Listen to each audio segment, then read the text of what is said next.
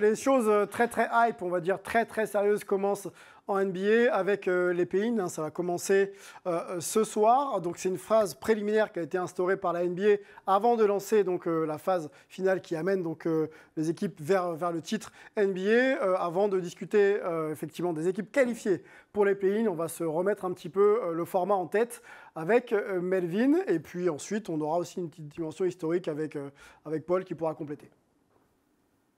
Alors c'est très simple, le play-in, c'est les équipes qui terminent entre la 7e et la 10e place de chaque conférence, donc ils se retrouvent dans ce sorte de tour préliminaire pour pouvoir accéder aux 2 dernières places qualificatives pour les playoffs. Donc le 7e reçoit le 8e et le vainqueur donc, valide son billet et jouera l'équipe qui est 2e dans la conférence, donc ils seront 7e de la conférence.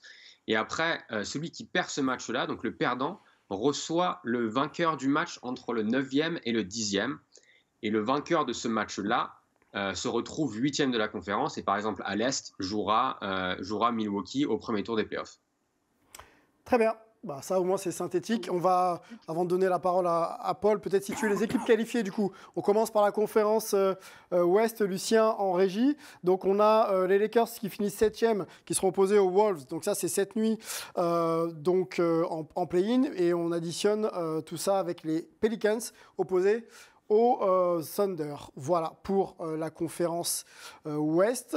Et on va passer à l'Est avec les Raptors opposés aux Bulls, donc 9 et 10, et le Heat opposé aux Hawks. Voilà un petit peu pour la formule et surtout les équipes concernées cette saison. Dimension un petit peu historique autour du play-in avec Paul, parce qu'il y a apparemment pas beaucoup de succès pour les équipes qui se qualifient via le play-in. Un petit point d'histoire, hein, c'est important, comme le disait Angelo tout à l'heure. Le 7 a toujours battu le 8 déjà. Le 7e a toujours battu le 8e lors des 2 premières saisons de play-in. Et le 9 a toujours battu le 10. Donc il y a une vraie prime à l'équipe qui joue à domicile. Précisons que 7 et 9 jouent le match chez eux. Voilà. C'est un match chèque à domicile. Et après, il y a une deuxième chance, comme le disait Melvin, pour le perdant du match entre le 7 et le 8. Et alors, après, au niveau des playoffs, toutes ces équipes-là qui sont sorties du play-in ont été systématiquement été éliminées au premier tour. Donc le play-in, pour l'instant, fait pas recette. Pas encore. Pas encore. Mais alors, ça a rajouté vraiment de la compétitivité. Et je veux dire, la saison n'est pas terminée pour toutes les équipes aussi rapidement qu'elle pouvait l'être par le passé. Là, cette saison, jusqu'à la 12e place, ils ont été concernés pendant longtemps, notamment dans la conférence Ouest. Donc, il y a moins de tanking. Et en plus, ils avaient pour réduire le tanking en 2019, Adam Silver a décidé de faire passer les chances des premiers de la dernière équipe de la saison régulière à 14% au lieu de 25%. C'est un peu technique, hein, mais pour ceux qui suivent les vrais savent. Non, on t'écoute.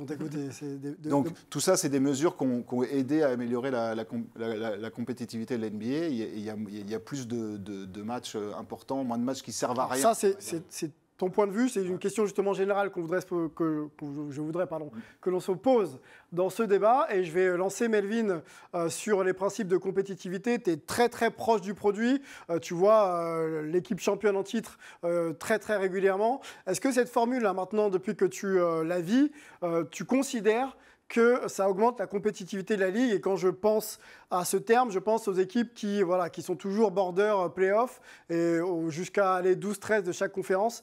Est-ce que ces équipes semblent être plus concernées par la saison régulière? Oui, clairement, je pense qu'on l'a bien vu cette saison. C'est-à-dire qu'on sait qu'on a le prix ultime cet été avec Victor Wembanyama comme premier tour de draft. On s'imaginait une course au tanking. Au final, on n'avait que 4 équipes qui ont vraiment joué cette saison avec Victor en ligne de mire.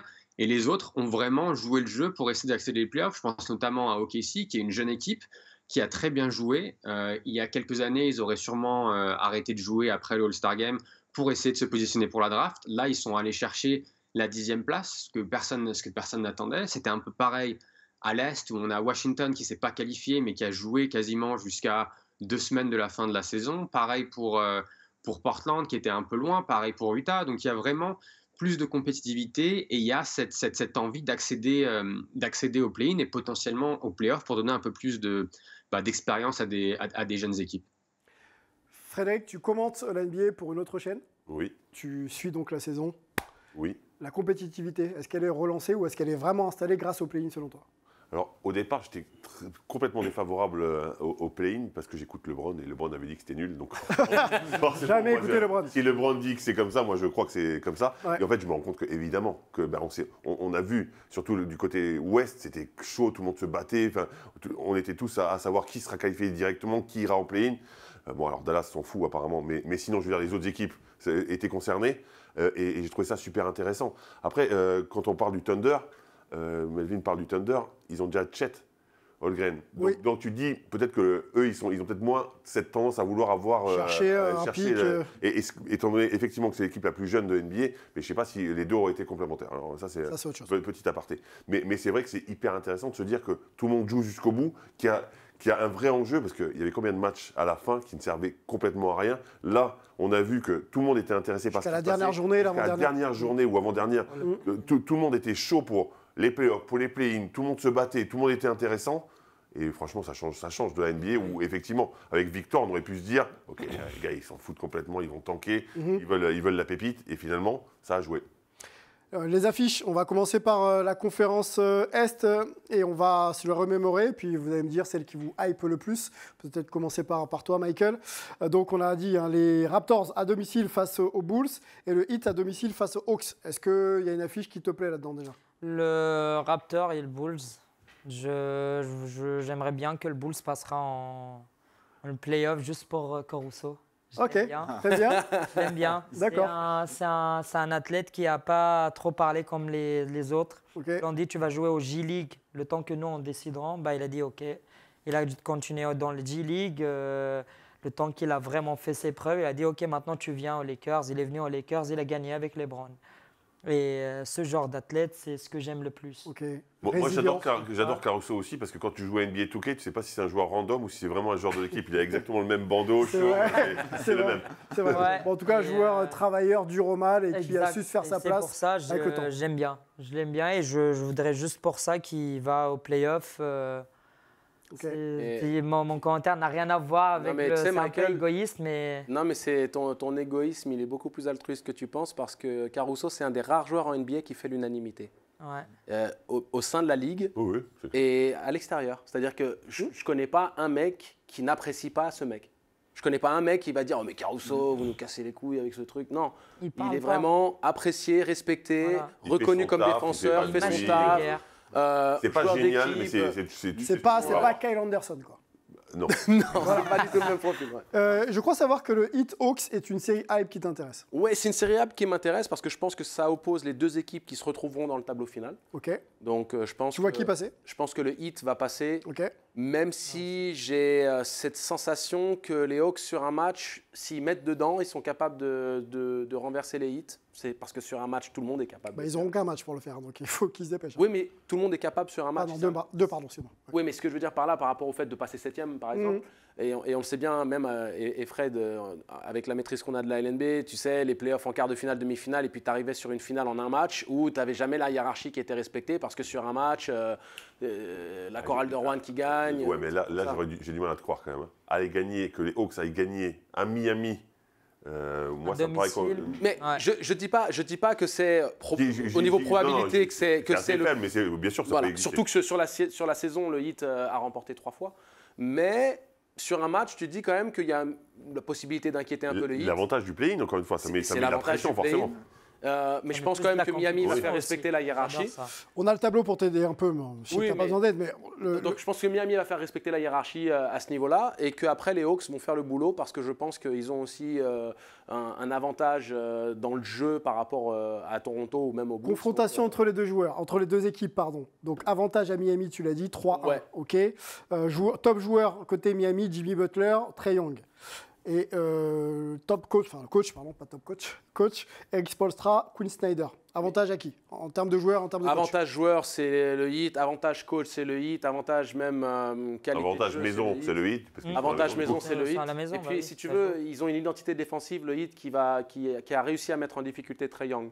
Okay. Ils peuvent switcher très fort. T'as Bam Adebayo qui est capable de sortir, de jaillir sur la couverture de l'écran et de faire repousser les porteurs de balles très loin, ce qui fait après qu'ils peuvent se positionner dans les aides défensives. Ils peuvent mettre Max Strus pour aussi avoir une line-up qui peut tout changer défensivement sur tous les écrans. Donc Miami a l'avantage. Mais derrière, ça reste du basket et on sait que c'est un sport d'adresse. Donc quand tu as une équipe comme Atlanta qui peut mettre dedans, mais c'est la raison pour laquelle je pense que Atlanta, même s'ils ne passeront pas le hit, passeront au prochain match de play. Ils seront confrontés aux Bucks. Et Giannis a un peu du mal avec la raquette des Hawks. On va se projeter sur les playoffs dans quelques minutes, messieurs. Sweeper, hein. Allons du côté de la conférence Ouest. Il y a pas mal de choses à dire puisque les oppositions sont très très hype.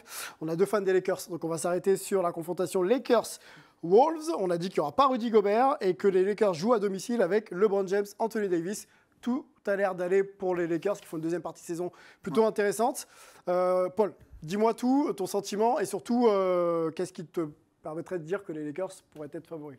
Les Lakers sont clairement favoris. Alors, ils ont complètement métamorphosé depuis la trade deadline, depuis l'All-Star Game, ça n'a plus rien à voir. C'est même la 2e meilleure équipe de la NBA au bilan. Donc là, ils affrontent des Wolves qui sont complètement déplumés. Donc sans Gobert, sans McDaniels, qui est presque leur meilleur joueur ces dernières semaines, en tout cas en défense. Ils n'ont pas de Naz Reid en plus, pas de profondeur de banc à l'intérieur.